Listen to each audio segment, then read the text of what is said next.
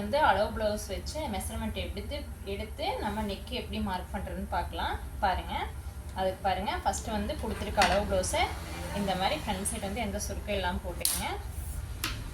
அதுக்கப்புறம் மேலே இது வந்து டேப் வச்சு அளங்க.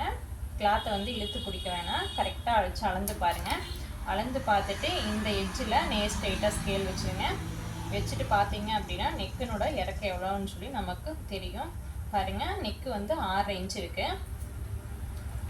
இப்போ இங்கே நம்ம ரெடி அளவுலேருந்து 6 இன்ச் எடுக்கணும். ஃபஸ்ட்டு நம்ம 6 இன்ச் மார்க் பண்ணிக்கலாம். 6 இன்ச் மார்க் பண்ணியாச்சு.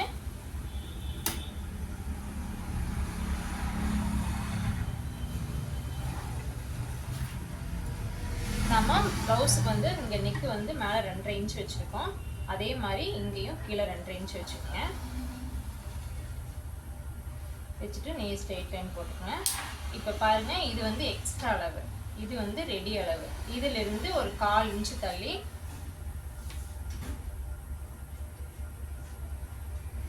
நெக்கு வந்து நீங்கள் கர்வ் மாதிரி ட்ரா பண்ணிக்கோங்க.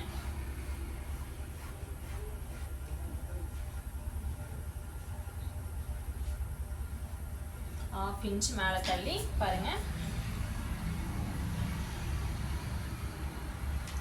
1 இன்ச்சே தள்ளி வச்சுருக்கேன். 1 இன்ச்சு தள்ளி இந்த மாதிரி கர்வ் மாதிரி ட்ரா பண்ணிக்கங்க. இப்போ கொடுத்துருக்க அளவு ப்ளவுஸ் எடுத்து நம்ம செக் பண்ணி பார்க்கலாம். பாருங்கள், இங்கே தான் நம்ம ரெடி அளவு இருக்குது, இங்கேயும் ரெடி அளவு இருக்குது.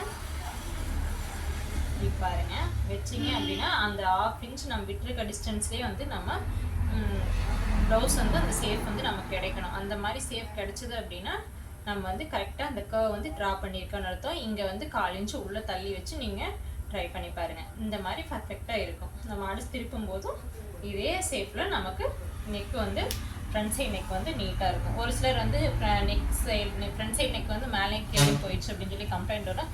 இதை ட்ரை பண்ணி பாருங்கள், கண்டிப்பாக எந்த கம்ப்ளைண்ட்டும் வராது.